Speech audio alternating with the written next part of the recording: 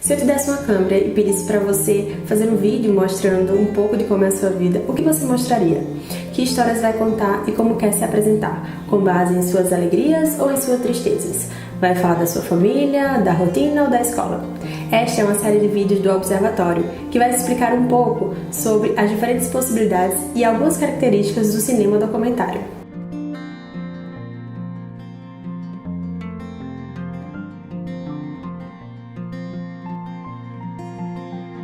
O nome documentário vem da capacidade das câmeras e filmadoras de documentar sons e imagens do mundo real. Mas nem tudo que se grava com a câmera pode ser considerado, de fato, um documentário. Para entender um pouco melhor sobre isso, vamos rebobinar um pouquinho. O ano é 1894. Depois de muitos experimentos feitos com a câmera fotográfica, surge uma nova tecnologia capaz de gerar imagens em movimento. No período que ficou conhecido como o nascimento do cinema, as pessoas ficaram fascinadas com as possibilidades que as primeiras filmadoras, ainda bem grandes e pesadas, traziam para as suas vidas. As poucas pessoas que puderam ter acesso a elas já nessa época tiveram que se fazer uma pergunta até então inédita na história da humanidade: o que é que eu vou filmar? A primeira resposta para essa questão foi a vida comum.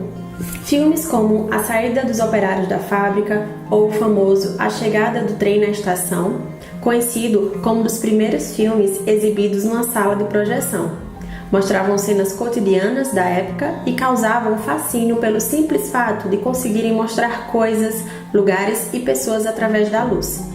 Era o início de uma nova linguagem. Inicialmente, acreditou-se que o documentário seria capaz de reproduzir o mundo real. Quando o filme do trem, chegando à estação, foi exibido no café, contam que as pessoas se levantaram assustadas, acreditando que a locomotiva realmente vinha em sua direção. Isso aconteceu pois aquela era uma relação com a imagem totalmente nova e ainda levaria algum tempo até que as pessoas se acostumassem e aprendessem a lidar com esse novo tipo de mídia. Com o tempo, ficou claro que por mais que fosse fiel à imagem da realidade, um documentário não seria capaz de reproduzir a vida real, apenas representá-la. Ou seja, diante de um evento ou de um personagem, existem diferentes possibilidades de representação. Todas são válidas, mas nenhuma é única ou corresponde de forma exata à totalidade daquele personagem ou situação. Por ter uma definição bastante ampla, costuma-se explicar o que é o documentário em oposição ao que é a ficção. Enquanto no senso comum a ficção traz a ideia de algo encenado, irreal e subjetivo, o documentário carrega o peso de tratar do real através da verdade e da objetividade. Para começo de conversa, isso pode até funcionar, mas os limites não são assim tão bem definidos. O documentário é, na verdade, uma interpretação da realidade. Esse gênero do cinema toma o mundo como sua matéria-prima, mas o apresenta sob o olhar do cineasta, que imprime um determinado ponto de vista à obra. E, da mesma forma que as convicções dos documentaristas influenciam como eles vão fazer seus filmes, o modo de ver o mundo do espectador também impacta na recepção dessas histórias. É o que acontece, por exemplo, com os documentários Democracia em Vertigem e Não Vai Ter Golpe. Ambos trazem relatos pessoais que os cineastas quiseram passar adiante. Ao assistir a esses filmes, não podemos considerar que veremos verdades universais e absolutas, mas visões particulares que seus idealizadores tiveram sobre a democracia brasileira e o processo de impeachment da ex-presidenta Dilma Rousseff. Por ser um gênero que permite muitas possibilidades, nosso intuito aqui é discutir algumas de suas nuances e mostrar a importância de entender mais a fundo as suas particularidades. Para isso, o desenvolvimento das diferentes dimensões da competência midiática, como a linguagem, é fundamental. Toda linguagem é uma forma sistematizada de comunicar ideias e valores a partir de signos, sejam eles sonoros, visuais ou gestuais. Tratando do documentário, estamos lidando diretamente com a linguagem cinematográfica, composta pela imagem e pelo som que são colocados em diálogo por meio da montagem. Essa linguagem está presente em produtos audiovisuais de modo geral e vem tanto da evolução tecnológica dos equipamentos e dispositivos para se captar, transmitir e editar imagens e sons, quanto do uso que a sociedade fez deles.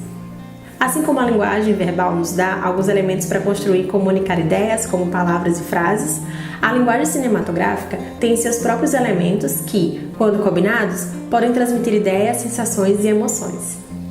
Esses elementos, que podemos resumir inicialmente em imagem, som e montagem, podem ser encontrados em qualquer produto audiovisual, tanto em filmes de ficção quanto documentários, programas de televisão E animações.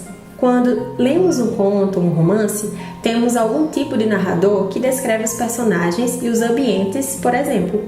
No filme, quem faz esse papel é a própria câmera. Quando um super-herói coloca sua máscara, não precisamos que alguém nos diga o que ele fez.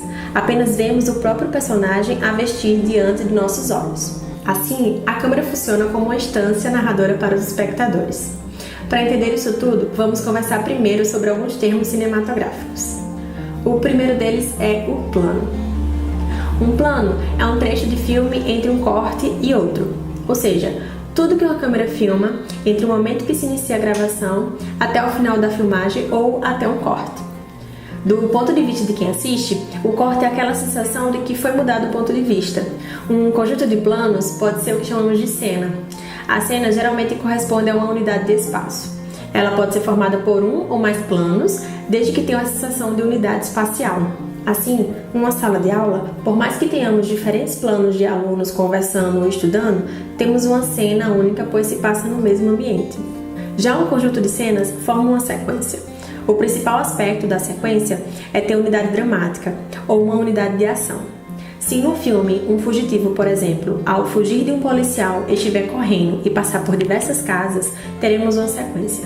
Mesmo que eles mudem constantemente de cenário, acompanhamos uma mesma ação que garante a sensação de unidade. Há casos em que um único plano corresponde a uma sequência inteira, sendo chamado de plano de sequência. É um plano longo que acompanha a ação de toda uma sequência inteira. É o caso, por exemplo, de um soldado numa cena de guerra. Ele está sendo gravado de costas quando a câmera passa por ele e mostra os ataques acontecendo. Depois, ao invés da imagem ser alterada para mostrar novamente o soldado, ela contorna a trincheira em que ele está, sem fazer cortes, como se fosse o olhar de alguém que estava lá. Além da duração da filmagem da câmera, ela também articula o que chamamos de enquadramento, que corresponde ao campo de visão que ela capta. Tudo que está enquadrado na câmera, nós conseguimos ver. É o que chamamos de campo, e tudo que está fora do quadro da câmera chamamos de extracampo. Exemplos: estamos vendo filme de terror. A vítima se vira para trás e vê algo assustador, mas nós não. Pela expressão de seu rosto, sabemos que ela viu alguma coisa estranha, mesmo que não tenhamos visto por nós mesmos ainda. Ou seja, a vítima está no campo da câmera e o que a assustou no extracampo. Aquilo que podemos ver através do olhar da câmera pode se apresentar a nós de diferentes ângulos e diferentes enquadramentos. Dependendo da distância a qual a câmera fica da cena filmada, ela pode captar muito do ambiente em que os personagens estão ou pouco, no caso de darmos zoom no rosto de alguém ou de um objeto. São esses tipos de enquadramento que vão determinar os planos do filme. Diferentes tipos de planos servem para diferentes funções, desde os mais gerais, ou seja, os planos mais abertos, que filmam espaços amplos e normalmente servem para situar um lugar ou descrever uma paisagem, até planos mais fechados, como planos médios, que são usados para uma conversa entre duas pessoas, por exemplo, ou planos de detalhe, que pegam reações do rosto de uma pessoa ou filmam um objeto sobre a mesa que é importante para a história. Além dos planos, há diferentes tipos de ângulos a partir dos quais se pode filmar algo. O mais usual é filmarmos uma cena de frente, na altura dos olhos dos personagens, mas, dependendo da criatividade, podem ser usados outros ângulos, como de cima para baixo ou de baixo para cima. Outros ângulos, ainda mais diferentes, podem ser usados também se tivermos uma câmera subjetiva. Uma câmera objetiva seria aquela que filma uma cena como um observador imaginário. Uma câmera que não faz parte da história e está lá apenas para mostrar o que acontece. Já uma câmera subjetiva corresponde ao olhar de um personagem. Pode ser uma pessoa, ou um animal, ou uma criatura fantástica. E isso abre margem para ângulos menos convencionais de filmagem. Seria o caso, por exemplo, de um cachorro seguir o rastro de molho deixado por uma almôndega depois de caída do chão. Nesse momento, ao invés de vermos o cachorro como alguém que está indo em direção à comida, vemos o chão mais de perto, com a câmera seguindo o caminho da carne, como se o olhar fosse o próprio olhar do animal. Agora que falamos bastante da componente imagética de um produtor visual, passemos para a parte sonora. O som é um elemento muito importante em qualquer filme, pois tem a capacidade de criar uma atmosfera para uma cena, seja para causar medo, alegria, comoção ou até tensão no público. A trilha sonora é um elemento muito eficaz. Repare no próximo filme ou série que for assistir como o som tem essa capacidade. Os sons de um filme, eles podem vir das falas dos personagens, de objetos e coisas ou de músicas da trilha sonora. No caso de o som estar presente na cena, ou seja, os personagens também ouvem, temos o som diegético. Já se o som aparece para nós, o público, temos o som não diegético, pois não faz parte do ambiente da história contada. Se no início de um filme temos uma música enquanto uma pessoa caminha pela estrada, temos um som extradiegético, pois ela não pode ouvi-la. Mas se essa pessoa estivesse no carro com o som ligado, seria uma música diegética, pois ela também está presente na história. Por fim, e definitivamente não menos importante, temos a montagem. A montagem é a responsável por articular a imagem e o som no conjunto coeso. É ela que constrói a narrativa a partir dos elementos captados pelas câmeras, microfones e outros aparelhos. Pela montagem, são escolhidas, dentre as cenas filmadas, quais serão parte do filme, em qual ordem e com qual duração. Essas escolhas criam sentido para os filmes e amarram todos os elementos em torno de uma história completa. Através de vídeos da TV, cinema ou internet, nós nos informamos, ponderamos opções, fazemos escolhas, conhecemos o mundo e até outras pessoas. Nesse sentido, para a gente exercer uma cidadania plena na sociedade, precisamos entender os recursos que um produtor de conteúdo usa para construir uma representação. Assim, seremos capazes de refletir, opinar e até questionar uma obra com base na forma como ela foi feita e nas decisões que fizeram o filme do jeito que ele é. Essa dimensão da linguagem pode ser observada quando a gente interpreta os códigos e as funções de uma mensagem, ou quando relacionamos conteúdos de diferentes plataformas, mas que conversam entre si. Conhecer esses códigos é fundamental para saber direcionar nosso olhar aos elementos que compõem a narrativa proposta pelo idealizador. Por exemplo, no curta documentário Babás, da diretora Consuelo Lins, tente pensar quais elementos fazem deste filme uma produção intertextual, ou seja, quais elementos dialogam com outras linguagens, códigos e mídias para a produção fazer sentido para o espectador. Notamos que a cineasta utilizou diferentes recursos como fotografias, filmagens antigas e recortes de jornal para resgatar histórias e costumes de uma outra época. Junto a isso, ela traz gravações mais recentes, algumas inclusive da sua própria família, para relacionar a questão das amas de leite na época da escravidão à situação das babás no Brasil atual. Ao fazer assim, uma série de documentos e materiais que antes estavam dispersos foram articulados em torno de um objetivo. A narração, somada às imagens, possibilitou a construção de um argumento que comunicasse ao espectador o ponto de vista da diretora. Nesta outra cena, tenta interpretar os signos que estão presentes. As camisetas brancas que as mulheres vestem significam alguma coisa?